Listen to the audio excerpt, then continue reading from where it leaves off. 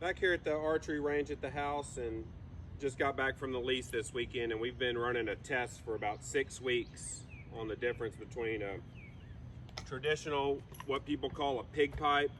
This is kind of a super duper pig pipe because it's 6 inches in diameter and 4 feet long, 5/8 inch holes. You can see the squirrels already ate a hole in it, but if you know anything about PVC and Home Depot and Lowe's, this cost me $100 to make. The caps are super expensive, the clean outs and all that stuff are super expensive, but 4 foot by 6 inches. We put it up against we decided on the Gen 2 barrel.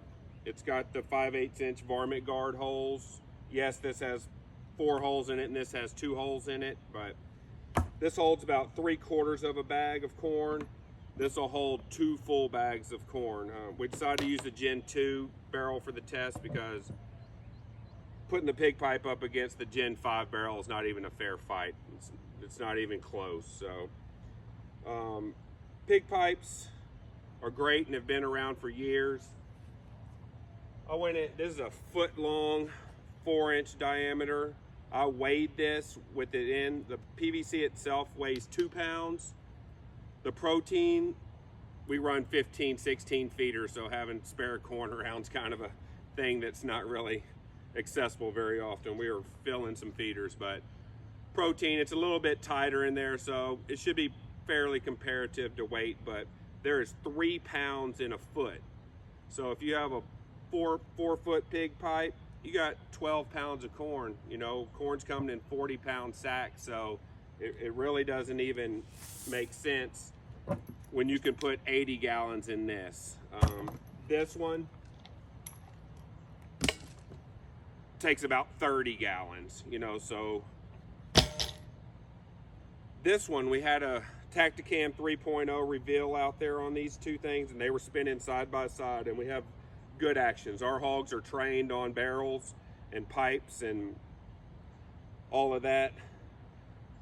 This 6-inch pig pipe lasted 3 days, only 3 days. And this was a 6-week-long test. We had a spot that we just didn't go back to very often. It's kind of a pain in the ass to get to, so we just didn't go back there.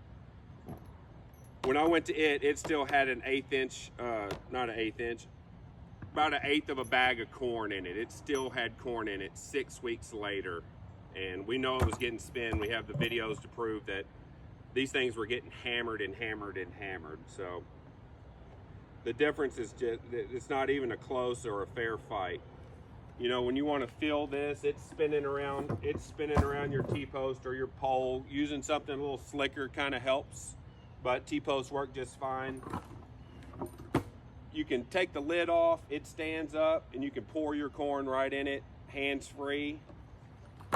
Pig pipes are a pain in the ass. You have to take the, you know, if you can get your threads undone and then trying to dump corn down in a 4-inch tube, just imagine that. Corn's going everywhere, and it's just a pain in the ass. Excuse my French. So it's not even a fair fight. So go out there and get y'all a Texas Hog Barrel. I think we've got them reasonably priced. We put a lot of science, and we've been testing these things for years and years. We finally got it figured out. From the chain to the varmint guards, this is a 7/8 inch hole. If your hogs aren't used to getting on the barrels, you can switch this around.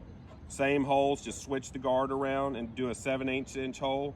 And then once you get them trained, go back to your 5/8 inch hole. We have all ours set on 5/8 inch holes because we got our hogs trained, but really choke them down and conserve some corn.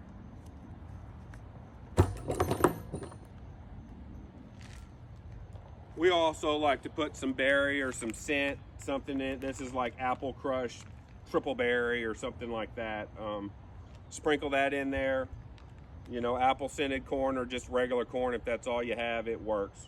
We've put protein pellets in there. We've done everything. So we've gone from putting bells in there so you can hear it, but you can hear this thing when they're really working it and throwing it. You can hear this thing going wild from 500 yards away. So your adrenaline just gets pumping, and you know they're there. Pigs are going around in a circle and you're approaching, they're sitting here eating, your shot angles are just, they're not even paying attention. As long as the wind's half-ass right, they're down here eating and spinning the barrel, and you're just poking in here at that perfect shot angle for bows at night. We do a lot of bows at night, so. Green light shining on them. Tacticam, spy points, whatever you want to use. We've kind of given up on the spy points, but they can be problematic. So anyhow, Texas Hog Barrels,